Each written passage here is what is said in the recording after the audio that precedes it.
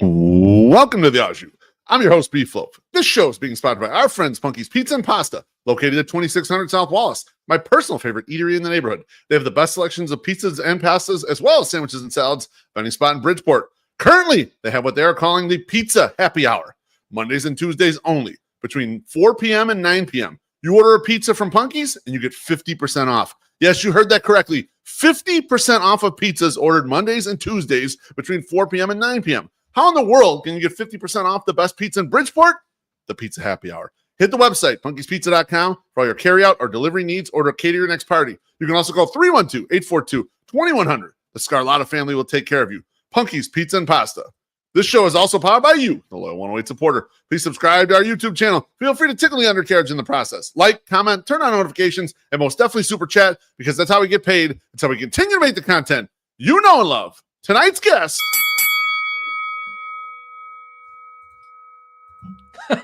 needs no introduction. He's a veritable OG of White Sox Twitter whose roots can be traced back to the old country. But you may know him for his 20 years of great work in NBC Sports Chicago, his 8 years of hosting the White Sox Talk podcast with Chuck Garfien, or his current partnership with David Kaplan on the Recap YouTube channel. Ryan McGuffey, welcome to the Au my friend. Long time coming. It very much is. What a long time coming. Pleasure to be here. Obviously, it worked out, and great picture. Brought a couple of these guys because I knew. Had a boy. Hey, you gotta, wet the whistle when we do these ones. Come on, man. While it might be my first rodeo, it's not my first rodeo at the same time. So happy to be on the Au. Awesome, Ryan. Well, I mean, this is a little bit of a detour for me because I like having media people on and talking about their careers, and then I like having people who are White Sox people and talk about the White Sox. We're gonna do both tonight. We're gonna try to shoehorn both in. If we miss anything, maybe we'll have to do a second version of this, but I was going through some of your experience, and I was not personally aware that you go back at NBC Sports Chicago a long time, including to a time period when Mike North and Dan Jiggets were reviving their veritable careers and doing Monsters in the Morning. Now, for those guys that aren't maybe as old as we are, the Monsters of the Midday was like the biggest fucking sports radio show in Chicago for a while. And that was on 670 when 670 was first coming through. And then later on, they broke up that partnership. North kind of ended up bouncing around a little bit. He was with Doug Buffone some. He did the mornings, all that stuff. Jiggets went over with Dan McNeil. That partnership did not work. They kind of broke that apart or whatever. So North and Jiggets getting back together was kind of a big reunion, and it was put on TV. And you were one of the producers. Ryan, tell me a little bit about what that was like working with those fellas. First of all, I was the producer. There was a very small team. Okay. It was, I would say it was experiment, but it really wasn't. It was, I always say that 1 year cost me 3. I really believe it. I mean, it's the 1 year I put into it, the time, obviously, like it literally was like an overnight shift where I'd sleep 4 hours and then sleep another 4 hours at night. Thankfully, I didn't have kids. I was just newly married. So that part was a little bit more, doable. Yeah. And then I always say, like Mike cost me a year. And with all due respect to Mike, I think he would understand what I'm talking about. For me at that particular time in my career, I needed to take a leap. I had been kind of doing a lot of different things, but on like somebody else's back burner. And so for me, it was a way to kind of thrust myself into the spotlight a little bit more and, make some more money. Cause this business, when you're in the early stages, man, you're not doing it for, I would say to anybody, if you're trying to get rich in media, I hope you have an idea that no one else has yet. So yeah, right. that was it. And then like, it was a grind, man. Like, working with Mike in the great part of him is that he is an innovator, right? Was an innovator. Yeah, absolutely. And godfather of radio, like here, I think for sure. And kind of sports talk is it for what it was back in its heyday. And then Jiggs was the ultimate teddy bear. I had been working with Jiggs at CSN. Okay. So Jiggs and I got to know each other doing Chicago Tribune Live, but having him in that dynamic was completely different. And talk about a 180 of two different people. It was more like a 540. So it was just, I mean, that thing would literally burn the midnight oil every single day. Usually in a show, you have 15 people working with you. It was me and our director, and we had to cut tapes. We had to write scripts. We had to print scripts. Our interns were like legit workers. And, you know, we were doing more with less than probably any shop in the world. And it was awesome because the amount of things that I got thrown on my plate was, there was no path to being able to do all of that stuff at once. Right. And I say it cost me 3, but it also probably gained me 3 to 5 in terms of, you know, the city and the media. But God damn that. I don't know. Some part of me has, you know, I have PTSD from, I go to therapy for my year with Monsters in the Morning. I absolutely love it. So you said there was a lot riding on you guys with a small crew, whatever. What about from the idea generation, Guff? How involved was it where like Mike was allowing you guys to kind of go with ideas, run with stuff, or how much of it was just like his ship and you were just executing stuff he wanted to do? Yeah, it's a good question. We always said, I don't know, like the one thing I hit the lottery with, I had the 6 best crew members of all time, and all of them like are doing ridiculous things right now. So it just happened to be a perfect storm of like 6 people that were outside the box thinkers. And we all said that show had 2 different shows. It was the show that you saw on television, and then the show we did in the control room. Completely different things. We were putting things on air that got past Mike and Dan, and Jen Patterson was doing traffic and weather. Okay, that's right. Jen, the littlest engine. That's right. Yeah, exactly. I mean, talk about a forgotten one. So we were doing things that we were inserting into the everyday visuals, whether it was on the ticker, behind the guys, part of traffic and weather that they were doing from inside the control room that just showed up on air because we were listening at all times to what was being said. I had a dump button. I had a second and a half to get to it, which is insane. Wow. Do you understand? Like Impossible. me, I'm running the show, like producing it, counting to break. Oh, and like, did somebody just say shit? Oh, did I get it in time? Like, it was, talk about like, in a lot of ways it was innovative, and in many ways it was a disaster. But you know, it was a 12-month carnival. That's what I'll say. It literally was. We started in January of 2009. We ended on December 30th of 2009. And we were on the air at times. We were told on a Friday that we were off the air effective immediately. And in June, by Monday, we were back on the air. I mean, there were lawyers involved at times. There weren't. There was a Ponzi scheme from the guy who actually gave us the money. Sponsorship, yep. It was. They found him at like a Motel 6, like with a butter knife that he tried to slit his wrist. You can't make this stuff up. We're 7 minutes into a podcast, and this is what we're talking about. Yes, when I looked at that, I was like, I remembered it, and then I'm like, hang on, was that guy also involved in this? I was like, yeah, he sure was. So I looked it up. The book is going to be great, man. I'm telling you, the book is going to be, it's going to be great. You're not kidding. You lived a lot of years worth of lives there. That's absolutely amazing. I love hearing about it. Now, it wasn't the only thing you did while you were over there, and I looked up your title for about a decade was senior producer of original content, and you did a lot of special shows there. Guff, is there any one or a couple ones that you want to highlight of the documentary style, basically shows that you were producing? Yeah, I mean, so I was always doing like, for me, nothing was ever enough. So I was always doing these things on the side too, because I love telling stories, and I love, you know, my background's in Chicago sports. I'm a nut. I remember like everything. It's like I'm like a walking ticket stub. So that particular year, there was a promotion. A couple people had left, and the path had shown like, hey, like I can move up. So I went for the big job. Had a feeling that I probably wouldn't. I was the underdog. If somebody wanted to take a shot, I felt like I was the pick. But in that particular time, I knew no one was probably going to take all that much. So worst case is everyone moves up a peg. So I get called into the office, waiting to hear like, hey, you're executive producer. I was like, hey, we're not going to do that with you. And I was like, talk about a backfire. And it was because, you know, Kevin Cross, who now runs NBC, he runs Channel 5 and Telemundo, and he did run NBC Sports. He was the one that kind of gave me the path. He saw kind of some of the stuff I was doing. Sarah Lauk was my like work wife and tag team partner. And we were kind of doing this stuff on the side and airing it when we had holes. And he was like, you guys just like, you need to go do this. You guys got to go tell stories.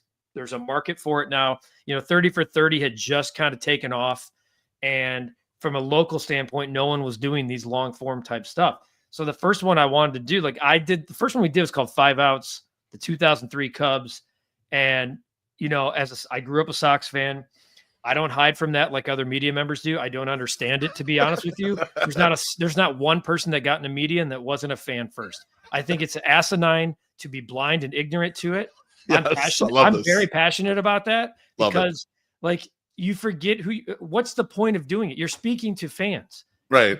You've earned you've got the knowledge and the degree and earned the right and the path to give them an inside look at that. I never hide from that. And so, was it Cubs? Yes, but I spent a lot of time. I lived in Lincoln Park when I was 24, chasing like everybody else. And that 03, that 03 team was a blast. I moved to one of the best apartments of all time in Lakeview.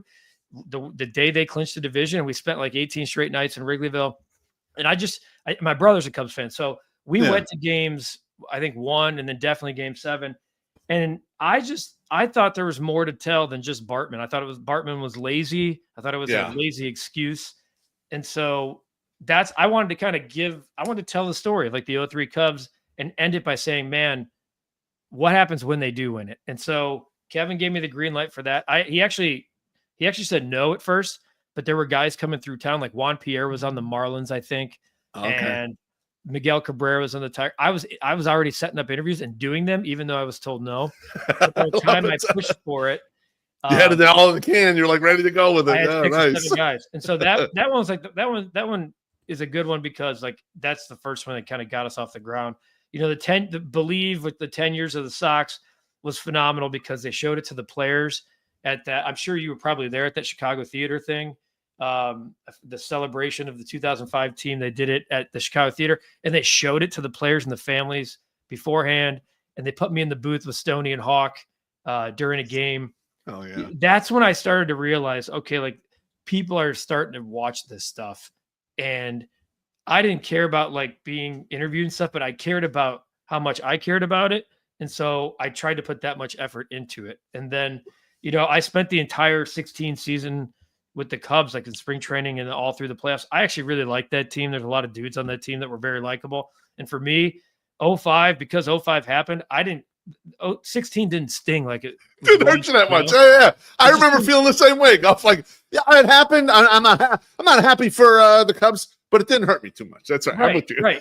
And so, I convinced that game 7 was so crazy that I convinced my bosses that I can get all of these guys in the next 3 months in the offseason. And they were like, no, you can't. And we did. And it was called Rain Men. I loved it. REIGN, to kind of play with the rain delay thing. And then, probably one of my favorite ones, dude, Beef, I'm telling you, I did the Hawk one. It called Hawk. And I didn't know the White Sox approached me about kind of doing a co-production with their team. Okay. And kind of left it on me to set it up with Hawk. Hawk and I knew each other, but I wasn't confident. And, we talked on the phone. We went to Savannah, Georgia, and I guess, and I was like, I knew it was going to happen. I'm like, we have 2 days with him, which really means we have 1. We got to run him into the ground on that first day and get everything we need to get because he might cancel. It's exactly what happened. And wow. Okay. We got to the hotel, same hotel as him. And I called him. I was like, here's what I need you to do tomorrow, 10 a.m. We're meeting in the hotel lobby. I'm putting a camera in your car. I want you to drive to your childhood home. But I need to he's like, I don't want to put a camera in the car. I'm like, I need a camera in the car. Just please let me have a camera in the car. He did. He was phenomenal. We get to the house, 2 questions in, he's bawling. And I'm like, holy shit, we got something here. And he told the White Sox afterwards, this was a test. I was going to test this young man and total Hawk. And we I love Hawk. I mean, love him like a grandpa. And that one won some awards. And I thought it was like, it's a this is your life story. But we heard all that shit about Hawk growing up, and then when he would talk about Boston, and like you're like, this is all like so BS. We went to Boston, Beef. I went to Boston with him. I'm walking the streets of Boston. My jaw was to the floor. I could not believe the amount of people who just revered him, chased him down to get a book signing. And they're 65-year-old men. And I'm like, oh my God, this is real. Like, this guy spent 2 years here and is an absolute icon. It was all real. We were the Fenway Park. They let us have Fenway Park to ourselves for an hour. Wow. They shut down side sessions and stuff so we could film. So the Hawk one is that one's. Yeah, I could go on for a long time about this. I was gonna say, in a way, you gotta feel lucky. I mean, us as Sox fans should feel lucky that we had that personality in our lives all these years, creating the baseball story for us. Even on bad teams or whatever, the whole language of baseball he created that White Sox fans still talk today. It's I mean, it had to be like magic for you doing this, like just ingesting all this stuff from him. Dude, I'm pinching myself the whole time. Just like there were times, like to your point about the language, my kids still walk. He gone. Yeah, my son, my daughter, we all say it, and I'm actually happy for Hawk that he's no longer doing this. Like having to have him through this, like that's just not fair. No. But yeah, I do. I used to say, like, especially in the latter years of NBC Sports Chicago, I would say, man, if somebody took this away from me tomorrow and I had to like pivot and do something else, I would be so grateful and thankful that I got to be part of. I feel like I came in we're the same age as we found out. And roughly, I'm a year older than you. Roughly the same age. I count it the same. Once you get up here, we're all. That's true. Mid 40s, we're the same age. That's right. And I just feel like we got in at the right. Like I came in really kind of glory days, late 90s, and like pre-cell phones, and got to start my career off that way. And to be a part of, there's not many people in this city that were in both clubhouses, the White Sox and the Cubs, when they won the World Series. That's like crazy. You're talking about a very select few, because beat writers, but not beat writers for both teams, right? Maybe some camera guys, but like there's a lot of things that now that NBC's done and I've pivoted and stuff, I'm really fortunate and the relationships and some of the people that like I can honestly call friends now that used to be, quote unquote heroes. It's been, dude, I don't know. Like if you would have told 10-year-old Ryan McGuffey from Portage, Indiana, any of that stuff, I would have been like, where do I sign and how can I get there? So it sounds amazing. Now, one last thing on NBC Sports Chicago. You worked with Aussie Guillen for a while. Any stories you got, behind the scenes stuff that you can tell us that we don't know about, that we never heard? My only interactions with Aussie, I've seen him at like Westwood bars and stuff, and he comes in there with his people, and he's just as animated and the same character, it seems, that he is on TV. Anything you got from behind the scenes for us? I mean, everyone wants to hear something wild and crazy. I will say, like, I legit love him. I mean, I can honestly say, like, we tell each other, he'll be like, I love you. I see him now. I love you. Nice. And I think that to me, that's the story. I mean, one that comes to mind is we were in the Field of Dreams, and we did 2 days in the Field of Dreams with Ozzy. I mean, imagine, like, I drove, by the way. So we rented a big ass SUV. I roll into his house, pick him up. Here we are driving to, Dyersville, Iowa with Aussie Guillen. Like, just like remove yourself from that for a second. He's like, what's this drive going to be like? I'm like, boring, shitty, like middle America. Of course he would make some jokes about that, but we stopped at a Culver's and he ordered like the 5-scoop sundae. And like, there were people like doing triple takes. He's like, yeah. What do you like? It's me. And we got there and he was like, we're drinking tonight. Nice. We're going to celebrate. We're going to have like a team celebration. So I start looking up places. I'm like, there's places in Dyersville. We're staying in, I think we're in Dubuque. It doesn't matter, but I think we were in Dubuque. Okay. And so I'm looking at all these places. He's like, dude, no, Poppy. No. We pulled up into the hotel and we were staying at like a country inn and suites. He didn't care. He didn't ask for whatever the biggest room was. He was like, I'm one of you. And I'm happy to be here. And this parking lot with that little gazebo over there, that's where we're going out to. That's our spot. Yes. So here's some cash. Go buy us some stuff. But we're not going out. I don't want to be out. I want to be out in this town. No one knows us here. I want to be in the parking lot. There's no closing time. And I love it. and it became just, it just became story after story after story. You could ask him anything about his career. He's self-deprecating as he is on air. He's a lot like he is on air off the camera, except the people he loves. And I think that story of being in this, Shittsville, Iowa parking lot till I don't even know what time with Aussie Guillen. He's having cigars and just truly happy. Like that story to me tells me that's who he is.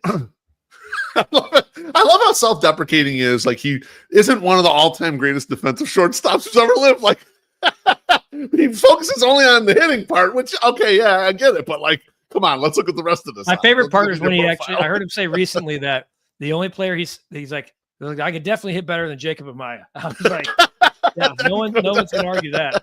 That's true, absolutely. Let me get to this drink real quick. My guy, Aloha, Mr. Hand says, when is Guff sitting in the 108 and is he bringing Cap? Guff, that one's for you, buddy. All right, so you and I just talked about this off air. I mean, this is a you want to talk about a long time coming. Let's do it. Let's find a game. Let's get the schedules together. Absolutely. And we'll get it. This is a done deal. I mean, this is a done deal. I will come. I will bring Cap. Cap's actually been to 2 games already this year as a fan. Really? Yeah. Okay. So my influence is rubbing off on him a little bit. Love it. I will probably show up before Cap, but I'm not saying that I'm a one and done kind of guy anyway. So fair enough. Sounds good. Appreciate that. Thank you for the drink, Mr. Hand. Now let's move on to the White Sox Talk podcast, which you did with Chuck for 8 years. Mm-hmm. I went back and re-listened to some of the final episode. It's very emotional. Got very emotional. I just love the passion that you guys have. I mean, I was people ask me like, we run into Chuck sometimes at the ballpark especially back when he was in and around the thing. Yeah. And I'm like, these guys are real fans, man. This I know it's their job, but it's also the real fans here. And so when you're doing this podcast as a real fan, how did you originally approach it? And then what did you learn about doing a podcast about a Major League Baseball team as it went along? Right. Yeah. I remember it was 2016 when we started it. Our boss at the time wanted us to start. Podcasting was like infancy or maybe just past infancy. Mm-hmm. And he was all about, it was Cubs. And I was like, we fought hard. We're like, we're doing a Sox one too. He's like, oh no, we're going to wait. And Chuck and I were like pounding the pavement. Like we're starting this, whether you like it or not. It's going to be a big off season. And it's better to start it now and get off the ground than wait till the season. And sure enough, like he's like, fine. And then Ricky Renteria gets, was it Renteria that got fired? Who got fired in 16? Was it Ventura? Ventura gets fired and they bring on Ricky. They had Ricky on the bench and they just sort of slid him over like, all right, here's the new manager. And, the mired in mediocrity stuff happens and then it just kind of takes off. I had no idea, to be honest with you. I was like, well, let's just treat it like an informed conversation with a little bit of, I comped it at the time to like, I sat next to Chuck for 20 years. So Chuck and I were whatever you want to call us, basically bunkmates at NBC. So I compared it a lot to being in the green room together, to being next to each other. And we were just taking it on to a form like this. And sometimes I'd be fired up about how the White Sox were playing, or he would know how to stir the pot with me. And I didn't know, to be honest with you, I didn't know a lot about like myself even at the time in that format. You know what I mean? Okay, yeah. Like I'm way, obviously like this is part of who I am now, but back then it was more like, well, no one knows me. It's all about Chuck. And I don't even know if anyone cared. And we just started going and we started getting guests and you start using your relationships here and there. And then the rebuild happens and I got really involved, as you know. Like I spent a week in the minor leagues and I started knowing these guys pretty well and their families. So I knew where they were at, who was coming to their first big league games, where they were sitting. I was like with them at meals, like after the game. So it took me to a different level and my ability to know how to share a lot of information without giving anything away. Okay. Yep. It really became part of who we were. And then that, fast forwarding to your original point about the emotion, that, to have that much cachet in the podcast game and to have the rug kind of pulled out from you. And then at that point, knowing that there was a lot of, a year ago at this time, there was this assumption we were all just going to see HSN. And, as months started to become, as days became weeks, became months, the grass became a little, or the glass became a little clearer. It's like, okay, we're not all going. And we knew that going into that was the last one. I had no idea, like, what happened in that thing was it went sideways and it was raw and it was real. It felt like a loss in some ways, but it also just felt like a deep appreciation for just each other and all of the fans and kind of what we started, and knowing that it would keep going in some way or shape or form, at least with Chuck. Yeah, I mean, it was, the rug gets pulled out from you and you got to keep going. But I think this format's awesome because it's allowed you got like the whole, like the 108 thing, like the 108 tourney, the fan, like the whole thing has created a platform as far as you want to go with it. I mean, some people just kind of dip their toes in, some people dive in, some people like try to be somebody they're not. And then I think there's just true authenticity. I think you guys I laugh my ass off at you guys for the last 5, 6, 7 years because appreciate you. It's truly real. And it's sometimes like you guys say, like I say stuff now. You guys you truly are the fans. I mean, you go to every damn game. So it's been fun to see how the entire thing has evolved and how much space there actually can be for more. Oh, absolutely. I totally agree with you there, Ryan. And I like your thought on that too, is because, the way you guys did the show, and I have a follow, I have a separate question later on, but like you guys had access to great guests, but you also, sometimes it was just a venting session about like, hey, things are going wrong and here's the things we'd like to see go better, and sometimes it was analysis about, here's some things that we're seeing and you guys might not be seeing. And so like to blend all that stuff, that's really what fandom is. One day you might be, I really like this guy. This guy's looks like he's trending upwards. And then a month or two goes by and you're like, fuck that guy. I want him out of the lineup. Put someone else in there, and that's just the way a fandom really goes. And the roller coaster ride is part of the fun, in my personal opinion. Especially with baseball. I mean, because the beautiful thing about baseball is that it's every day, and the worst thing about baseball is every day. Like it's great when they're winning, and when they're losing like they are now, it's like, shit, we got to do this. Like you start seeing the pattern. And I was glad the game was over so early today. I was like, I don't have to waste my evening on a bad loss. It was great. Didn't even have to have a sandwich. I was still having a cup of coffee by the time the game was over.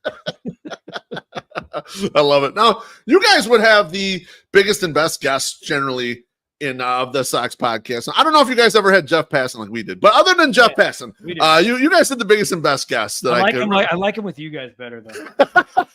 he likes to fuck around with us. Now, how did you approach that going in, Ryan, where you and Chuck know, you have a guest that probably no one else in the sphere is gonna get, and you got him for 40 minutes. This isn't like it's going to be on TV and the person's on there for 3 minutes. You're going to get a real conversation out of this, and everyone in the Sox fandom is listening. How do you approach that when is there pressure, or like kind of like what do you think about doing when that's the case? I've never felt pressure personally because I don't know. I talked to Frank Thomas like I talked to you. And look, a lot of people can't do that, and I get it. Like I do, I without sounding like pompous and arrogant about it, like it is. I think that's a talent and something that you kind of learn along the way. I don't even know if it's a skill. I just like talking to people, and I know I've been around enough of these guys to know that some guys are douches. Like they don't want anything to do with them, and I'm cool with that. Like tell me you want nothing, I'm out. Like that's an easy yes and no, fine with me. But for the most part, like a lot of these guys are just dudes like you and I are that are a walking lottery ticket that make a ton of money. They don't necessarily they put the work in to get there. They don't necessarily want to reflect on that all the time. They want to talk about other stuff. They watch the same shows we do. Some guys like craft beers and some guys like cheap beers. Like and when you can relate to them by not asking them the first question you always ask them is about baseball. They start to figure out, okay, like this guy's not looking for something. Not everything's transactional. That's how I treated like a lot of those conversations. And sometimes like you'd get like a former GM on or somebody from MLB Network but even passing, like you said, you can screw around with them because it's part of the relationship game. Like they know you, that you've earned the cachet and vice versa. Now, sometimes you just have to ask like X and O point blank baseball questions. And those were fine. I like the ones that were more personable. Most of the time, I was really I was always trying to, if Chuck was going baseball, I would try to, and we wouldn't even talk about that actually before. Okay.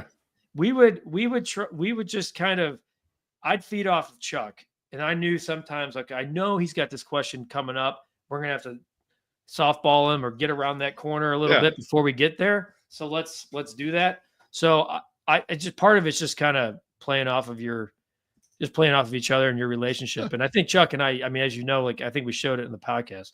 We had different personalities and we're super great friends at the same time. So I think that works. You don't want three of the same dude. You just don't want three duds sitting next to each other. Like, well, hey, it's right. You don't want the same personalities either, because you've got to weave in and out of each other and make sure you. So that guy, it's their job to hit this. You don't say it, but the other person knows that, hey, I got to come in with this question. Yeah, I mean, the good thing here's the cool thing about podcasts. Like, I think now when you ask, like, we had Canerico on the recap podcast I did with what I'm doing with BA. We had Canerico on his birthday like a month ago. And the cool thing is, like, before, when you would go up to a guy in the clubhouse, you'd be like, he's like, how long do you need? And I'd always say, like, I'd give him a number, like 10 to 15 minutes. And I knew I needed 20, but like, cause if you got him in the chair, you're probably getting them. But with a podcast, when they hear a podcast, they know it's long. Like, they know they're not getting in and out. They're not, they know that. Either they're committing to this or they're completely out. Exactly. And that's the part early on I wasn't aware of. And then as we got going, I'm like, okay, so everyone's pretty much committed for 30. Like, there a couple of times someone would be like, look, I got a hard out here at 8:20. Okay, fine. Yeah. So, but for the most part, that you have some time to get to the good stuff. But you also don't want to just piss around and spend 15, 16 minutes wasting people's time either. Right. No, absolutely. And I like the approach that you talk about there, Ryan. And it showed through very strongly to me in your interview with Chris Getz in the off season. And that you even got him to admit some very, like, personal and some self-deprecating stuff, like the story about the guy who didn't want his fucking autograph at the show, like, and also that, like, the day when he gets the job and it's like a birthday celebration, his friends are busting his balls and, like, he's getting crushed on Twitter. So good. Dude, that was amazing shit. Like, I was dying laughing watching all that stuff. Like, I don't know if it'll work with Getz, but like, that interview got a lot of messages that, were just to us, and even a lot from the organization, because I'm with you. Like, I thought he came off looking like a guy we hadn't heard. Like, we hadn't seen that guy before. Correct. Agreed. And that's why, like, when Cap was asking about, do you take your phone to the toilet, which I thought was funny, but like, I knew like, in that format, I'm glad you brought that one up. I knew I had some questions to ask that, like, the fans needed to know. Like, and they were tough questions too. Like, shit, he might not really want a straightforwardly answer. Yeah. Like, what's the plan? And then he would say, I'm like, no, but like, for real, what's the plan? Because we can't keep doing this. And, or like when he was like, oh yeah, we're going to be able to do this. I'm like, do you have time? I thought he came to our house, so to speak. Right. But part of that was because he respects us. So, like, it's a two-way street. Like, he knew I'm not going to, I don't know. Maybe he didn't. Maybe I asked him some tough. Like, I didn't. It's not like I had to give him a list of questions to approve. He sat down and did like an hour and a half with us. So, but the responsibility that I feel now in 2025 versus 2016 is way different. So if I have that opportunity, and fans are frustrated coming off a 41-121, and this guy is saying, like, he's saying things that are basically like, we need a couple more years. We need to follow up on that. We need to know what that looks like and why and what the process is. There are things he's done that I think are way different than the people before him. Yep. They don't translate to wins right now. Not yet, they don't. No. And how long can we wait? Because I don't see, and I told them this in the interview, I don't see any path to competitiveness until 2027. And I said that to his face. And I don't think that's all that crazy. To be honest with you, I think he understands that. Yeah, right. It seems reasonable. You mentioned we talked about the interview.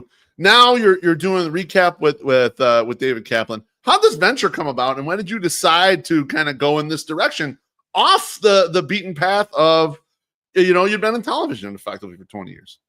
Yeah. So here's the true story about the recap. So I had been doing a lot of research or a lot of reading about YouTube during the pandemic when we all had a little bit more time. And I just was curious. My son was watching a lot of YouTube, so I'd pony up next to him and be like, what's he watching? And he's watching all the hits, Dude Perfect, Mr. Beast, etc. Yep. So I'd start reading about these people, and I'm like, man, like it didn't take a lot to get it going. It just took a great idea and something that no one else was doing.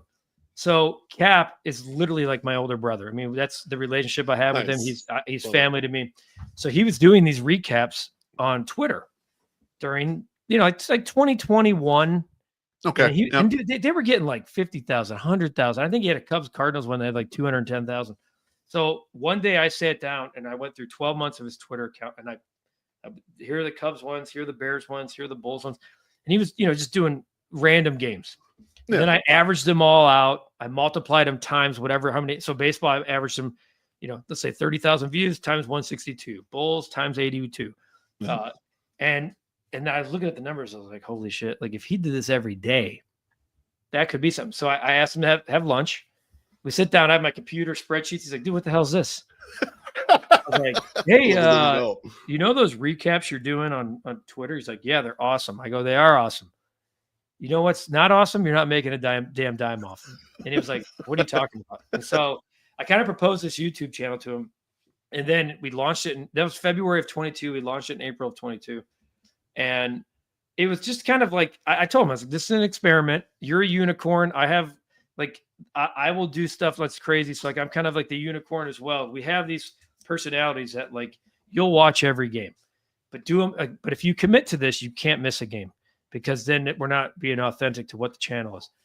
And I said, like, I don't know if this is going to work. I looked, it's going to be hard to get 5,000 subs. 10,000 seems like years away. Maybe this becomes a nice little side thing and we make a little cash and it's fun. Yeah. And by the way, we can't let NBC. So I did this, I was in the closet, so to speak. Like I hid this. I mean, I'm happy to say it now because it's not like I care anymore. And plus the people who know who I was hiding it from already know about it. So, so it looked like it was Cap's thing, and we just were doing this. And we had a Dropbox account and we were editing, and and then it just kind of took off. And there was a LeVar Ball interview we did. I was working the Indy 500 for NBC, and I was at a hotel bar publishing the interview. And I remember right before I hit publish, I thought, and I said to the person I was with, I think if I hit publish right now, things are going to change. And the thing had 800,000 impressions, and there were some calls into the principal's office, and then there was just some fortuitous stuff that happened. Like Cap, they offered this like early retirement thing, which was completely that no one expected it. No one expected Cap to take it. He did. So it kind of let him out. And then, obviously as NBC came down the stretch here, the best thing about it is, it's blown up. It's got like, I don't know, 228,000 subs now. And it's such a big credit to like the channel and there's so many fans, et cetera, and Cap too, obviously the branding of it, and love him or hate him. I think that's what's beautiful about him. It's like, he's authentic. He is who he is. He says crazy shit. And people who hate him watch, and people who love him watch. And then there's the people who don't know what they want. And so they just watch too, which it's a good spot to be in. Yeah. And so when it came time for NBC to, fold, we had kind of gotten enough momentum that I was able to kind of run with this as things started not to show up. Like it just became part of its luck. A lot of it's hard work. And now like, I want to go to the moon. So let's go to the moon. And a great idea. Good foresight by you, Ryan, noticing an opportunity and fucking taking advantage of it. I absolutely love it. Now how is it lifestyle wise, personally, running your own pirate ship as opposed to being part of a corporation? What differences for you, my friend? I feel a lot lighter. Sure. Just mentally and I don't know about physically, but like it does. It's the stress. The easy answer to the stresses of the job is like you're in front of the content, you're behind the scenes of the content, and then you have to sell the content. So it's like, and that part of it, if you slow down, it impacts yourself, right? So like before, it's like if you went to work and like just kind of had like a housekeeping day, the machine didn't slow down. And now the good thing is there's the games, no matter what, the games kind of like a day like today for the content we do was a lighter day. I do a live lunch show. The Sox obviously were done by noon, and we do our rush hour, and then like it was a lighter day. But there's there's no plays off. Like that's the one thing about it. So you could be at a family event, a dinner, whatever. You got to have somebody who totally gets you and understands it. So like when I first did this idea, I told my wife, I'm like, it's going to be like 10 p.m. These games are going final and we're putting the kids to bed or something. And, obviously she was in, Cap's wife was in, Cap's at dinner with Johnny two phones over there, so, but it takes, that's what it takes. You got to love it, right? You got to love it to do it, right? And like I said, no plays off. And that's why it works, because no one else is doing something like that, because it's like, if you're on vacation, I did live shows from the Bahamas. Like, dude, I mean, like that's also the beauty of YouTube, is, you could do YouTube anywhere. It's blast it out from anywhere. Exactly. But the corporate part of it, like the great thing about being part of corporate is like, there's a lot of incentives and, free this and tickets but there's a lot of bullshit, and there's a lot of red tape and there's a lot of people in your way. I felt very blocked at sometimes. I felt silenced at others, where like, hey, we could do this. It won't cost us much. It's like, I didn't want to hear the idea. And, at this point in my life and my career, I'm at least today, we could be talking in 3 years and I'm part of the corporate world again. I hope not, but maybe we're a corporation. So who knows? Exactly. Yeah. You're telling someone what to do over there. That's absolutely right. I love it. I love hearing about these stories. I love hearing the success stories of building up the channel and being able to do it kind of the way you want to do it. I mean, I think we need more of that out there in the content world for sure. Now, I hate to bring down the mood, but we're going to talk some White Sox now. So anyone who's been in the comments waiting for a little White Sox talk, we're going to do it right now. As you mentioned, you were starting the White Sox Talk podcast around the time that Rick Hahn was starting the infamous rebuild. And what did you think about the rebuild in real time? And what did you learn from that rebuild, just about rebuilds in general and maybe about the White Sox, in that it didn't meet expectations? I hate to say the rebuild failed, because the team went to the playoffs a couple times, though. It failed. It failed. Unless you get a World Series, fail. Rebuild fail. No. Okay. All right. But give me a couple ALCSs, maybe a little bit, give me a World Series sweep, like where they get swept. Like, give me like 4 postseason berths. How about not 2 total postseason wins? and one, like, are we counting 2020 because they were the 7 seed, which doesn't even exist anymore? It's true. I mean, the Giolito eyes. I remember the Giolito eyes. I think is that the best part of the rebuild, or Larry Garcia hitting a home run? Garcia's homer. I love beer all over me in the section. That was great. Yeah. We only had 2 home games in the entire. I call that one is that the $15 million homer? Like Leary got $15 million for that? He really did. Yeah. I thought no one, like, the term rebuild was like the hip term at the time when there was a couple teams that had done it. The Cubs, obviously. Astros were another big Astros, the Royals, I think, were like kind of the 3. Yeah. And like the immediate, you're like, well, the Royals just won. The Astros are on their way up, and the Cubs just went to the NLCS. Like, right. Yeah, I think that sounds cool. I know it's going to hurt, but like, quite frankly, it just hurts anyway being a Sox fan. So when they started, I knew the sale trade was going to hurt, but like you started reading about the returns and prospect list and all, you're like, okay. But the Adam Eaton trade, I thought was like, okay, I'm legit excited now, because I thought it was nice. I thought the sale one, they could have gotten more, or maybe a different guy. Whereas the Eaton one, I didn't understand. I didn't understand why in the hell they wanted Adam Eaton for those 3 guys. So yeah, I thought it all kind of balanced itself out. The Quintana trade, that was the one that I was like, oh my God, like I actually can't wait to watch like 5 hitters in the lineup every day hit 25 to 30. And like, we haven't seen this. And that was like the whole idea of going to the minor leagues. But like, you talk to Passan, you talk to Morosi, you talk to people around baseball, like, dude, this team is, MLB had them winning a World Series and going to 2 or 3. So it wasn't wrong. Where they failed, though, and they screwed the whole thing up, is they never completed it. They never got the 9-figure guy. They gave the keys. They gave a key to the house to the trio, to Luis, to Eloy, to Moncada. And then eventually they came to him 2 weeks later and said, actually, here's the keys to everything. You guys are getting the contracts. and you're going to be the guys because we're not going to sign Machado. We're not going to sign Right. Harper. They failed miserably on that because I know for a fact that they presented the plan to be they basically presented the Cubs plan when they presented this to Jerry and needed him to sign off. And part of it was like, when it comes time, we need to sign our John Lester and our Jason Hayward. And it was like, cool, it'll be there.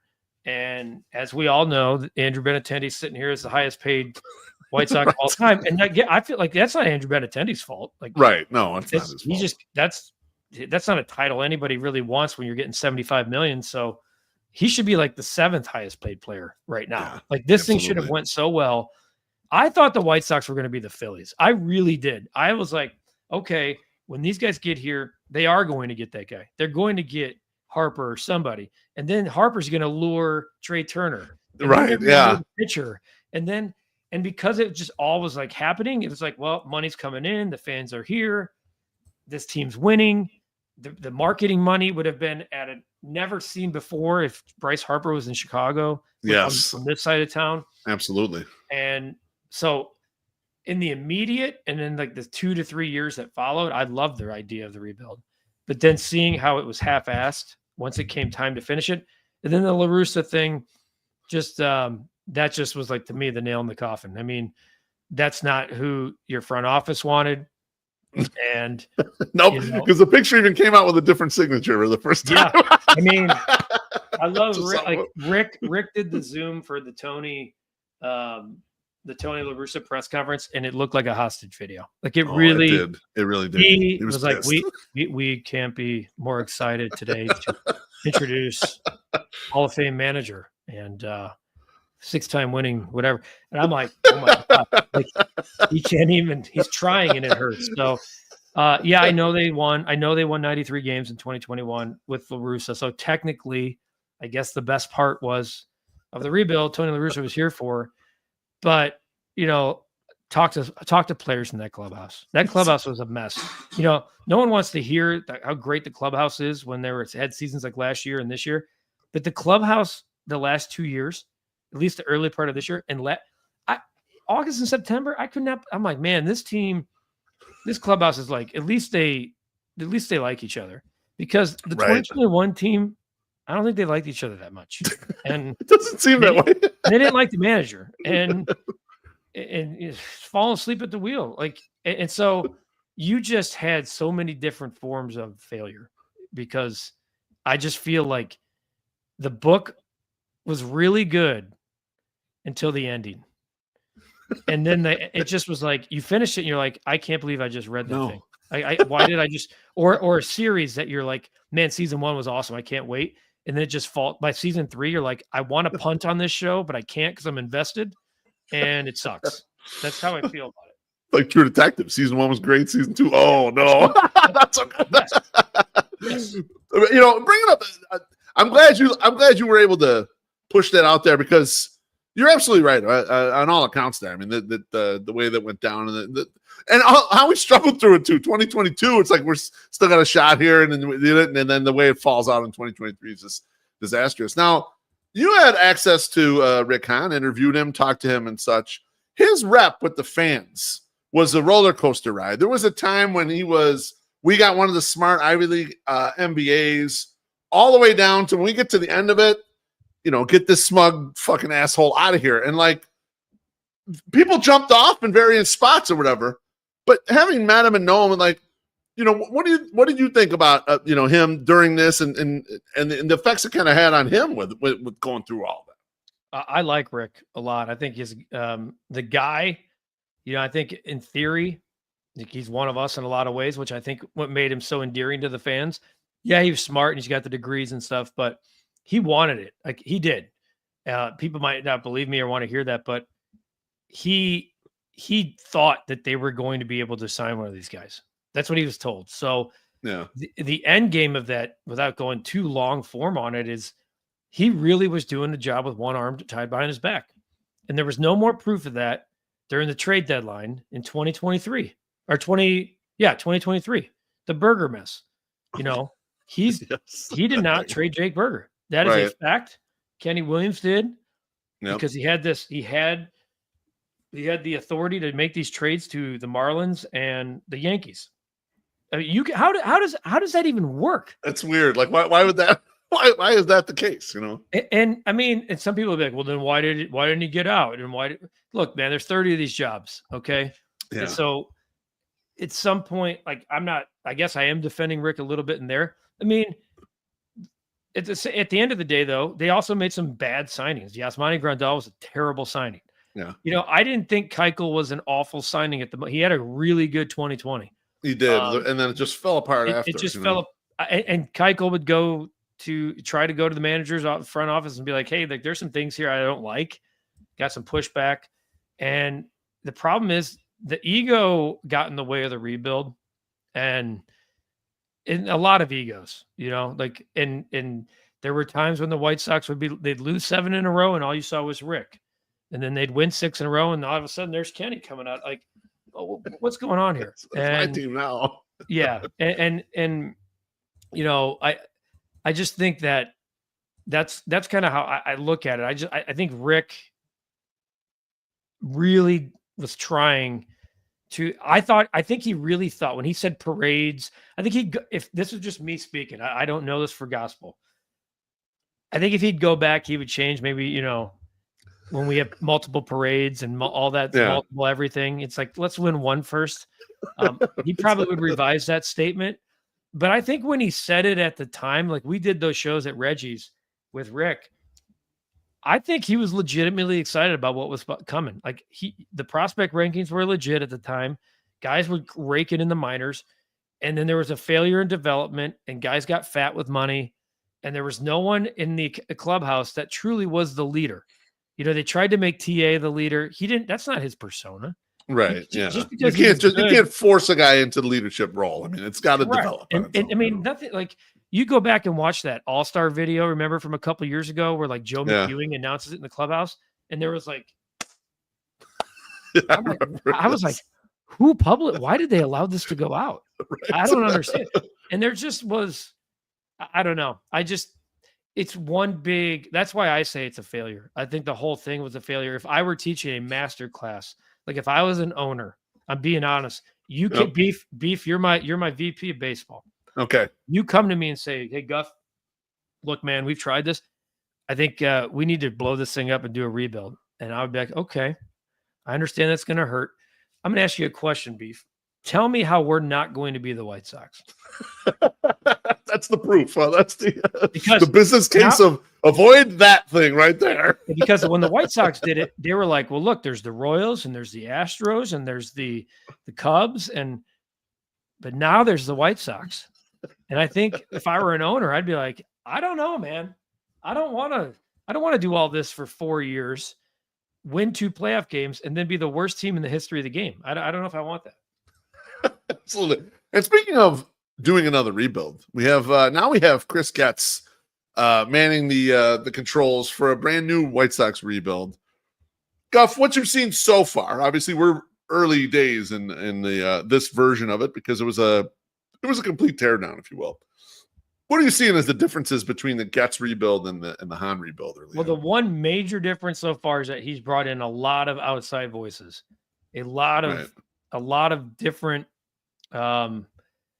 players, so to speak, at higher levels that came from the Diamondbacks. And yes, there was the Royals thing for a while with him, but sure. he has brought in a lot of different, I think he probably has even exceeded his budget at times. I don't know. I don't know. I'm guessing like there's just guys, Bannister, guys on top of guys on top of guys. So I think, don't be the smartest man in the room. And I think that might have caught up to the one before. And I don't think Chris is trying to say that. I don't think Chris is trying to be the smartest. I think he's like, give me as many ideas as possible and let's try to get out of this. But with that, I think he understands that like they truly need to even blow up the foundation, like and pour new concrete. Yeah. And whereas the last time I think they ripped it down to the studs, but they just kept building. I think this is more of like a re-pour. And part with that, saying that even hurts because you're like, damn, what does that look like? Because that hasn't happened before. But I do think like as much as the Crochet trade hurts, it had to happen like that. Right. That it was ships in the night, and like it was such a key piece to get this thing going the way they wanted to. Look, I like the hiring of Will Venable over Pedro Grifol. I think just being in the room, it's very clear that he's got command of it more than Pedro Grifol, who managed 1 year one way and then tried to do acronyms the other way that didn't even spell out correctly. So, I mean, I don't know what the hell happened there. And I think Venable's got that former player thing. I don't know if that'll lead to, if he'll be here on the other side of it. Right. When we get to the winning part. You know, I asked Chris in that podcast, at the end, like, will the White Sox spend $100 million on a player? He's like, I believe so. No, I believe so. It wasn't a strong answer. No, that's my thought. I believe so. Because it has to happen. Like, right. It's, I think this whole labor strike thing in 2027 is going to, again, right when the White Sox are supposed to start to try to turn this thing around, there's another strike in the way. But once we figure out what the conclusion of that is, whether it's a cap, which I don't think it'll be a salary cap, a floor, some kind of, once they figure out the pot money and the TV money is a complete mess. I'm trying to explain that more and more because you get the Dodgers who make $350 and teams like the Sox are getting 15 to 20 off CHSN. So once that's resolved, there's no more excuses here because, you can make an argument like the process to get to Chris was definitely lazy and the next man up. But at least I will say, like, in talking to him and seeing at least what he's done, and then behind the scenes, like, this is the stuff that doesn't lead to wins that I mentioned earlier. There's so much that they've changed in the infrastructure of the organization that they didn't even. There were departments that like other teams had for a decade, right? And the White Sox did not even have. Right. So, I mean, that's insane. So, like that's how big. Like you said, you have to repour the concrete. That's repouring the concrete right there. Is getting all that stuff lined up that everyone else has had for a while and you haven't had. So I don't know. Like part here, the only thing that I've seen from this year's team that's made me feel remotely positive is that they haven't wasted time bringing a couple of guys up. Like, true. I love that Chase Mydroth's hitting. Let's not wait till Memorial Day. Get him up here. Edgar Karras raking. Get him up here. And maybe Corey Lee getting injured kind of sped that up. But I don't want to hear about clocks. I don't want to hear about service time. See if the guys can play in the major leagues. Let's go. I mean, you and I right now have a really good chance of playing on this team because there's a lot of guys, and that's disrespectful to some of the guys on the team. But some of these guys on this current team would not be on a roster of the other 29. That's a fact. Fact. For sure. So I do think the cookie and the carrot for all the fan part of all of us is that unlike last year where there was no one ever coming up because the cupboards were completely empty, at least there should be stages of guys and waves of guys coming really all year. And is it going to equal 65 wins? No, it's not. But still bad team, man. Look at the last week. I mean, on Sunday's game in the win, Mydroth or whatever. Mydroth had 3 hits. Caro had 2 hits in the game winning hit. So play these guys. That's why they're here. Yep. And without surprise, usually these guys come up and we see 0 for 5, 0 for 5, 1 for 5, 1 for 2. And we've seen, instant success. I mean, Mydroth, just his ability to get on base is something we haven't even seen in a Sox uniform in 10, 12 years. I mean, if not longer. You're not kidding. It's a breath of fresh air when he shows up and like this guy has a clue at the plate. Like he knows what a strike is or not. Yeah, he's like 1 for 1 with 3 walks. Like he's the first White Sox player to do that since 1929. No shit. Yeah, it feels like it's been that long too. Like I agree with you 100%. I love that, and I do agree that a lot of people that are getting brought up, and that's good. And I want to get a look at them. This team is going to lose 100 games easily, as we're talking about. What's the most important thing for us to learn this year? Right. I think the most important thing to learn is to know exactly what you need to know from the guys that you are bringing up.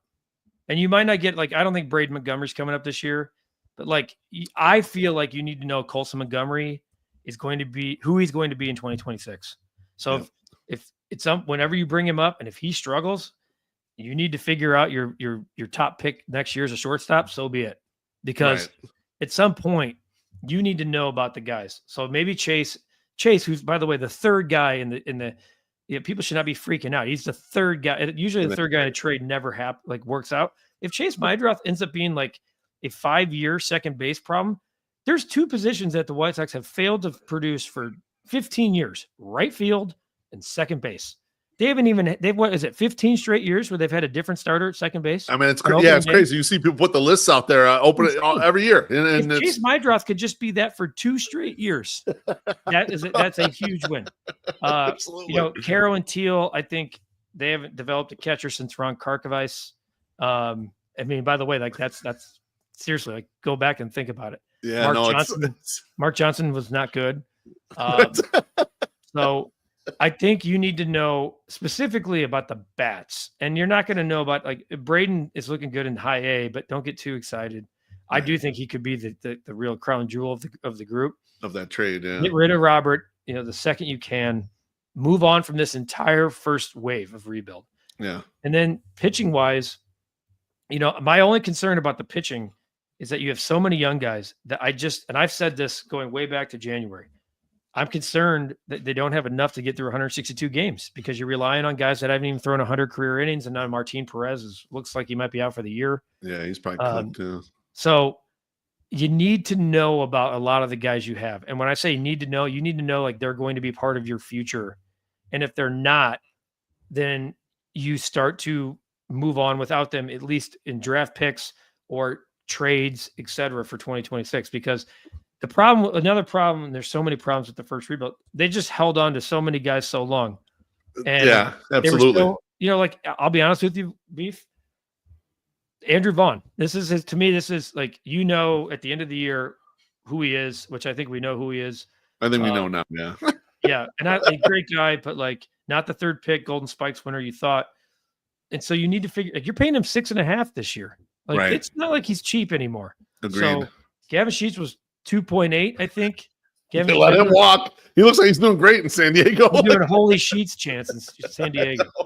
No. And we got. I know someone bought me the shirt because I was never a Sheets fan, but like, here you go. Here's the Sheets shirt. There you go. If you ever tell me in an off season that you added 20 pounds of muscle like Miguel Vargas, I'll never come on your show again. I could not add that much muscle, but I could add 20 pounds. That's a table muscle, maybe. Well, that I'll come on the show for, but not the muscle. Ryan, thanks so much for sharing your reflections of your career at NBC Sports Chicago, hosting the White Sox Talk podcast and comparing the Getz and Hahn rebuilds. Remember, we ain't trying to be right on the show. We're just trying to understand. Anything you want to plug before you go? Yeah, just follow us at the recap. We do the White Sox recap podcast, me and BA, Brian Anderson each week. So, if you already subscribed, hop on board. We get every game, the passion, everything you want on the recap, one-stop shop. We'll have to do a little cross promo. I'll have to get you and the boys on one day where we just bitch and vent and have some beers on on my side of things. We would fucking love it. We're happy to come in studio too if that works out for you guys. So we would be happy to do that. It's pretty good poke to Northbrook from Bridgeport. So that's okay. We'll get an Uber. Well, it's okay. Thanks, Ryan. Thanks for coming on. Appreciate you, my friend. Absolutely, man. Anytime. Take care. Yep. That was Ryan McGuffey. That was great. I love the monsters talk, man. That's fucking amazing. All right. Next week's guest, I'm going to have Rob Hahn on, and we're going to do a little speculating. We're going to speculate a little bit about the 78. We're going to speculate a little bit about the Ishbias. We're going to talk a little White Sox, but outside of the White Sox. A thought exploration, if you will. So I hope everyone will want to join in on that and pop in the comments and add their thoughts too. Thanks to Punky's Pizza and Pasta and all the 108 families up at the YouTube comments. Appreciate you smashing the like button. Comments and, of course, drinks and tips. We'll see you on Thursday for the 108 podcast. And I love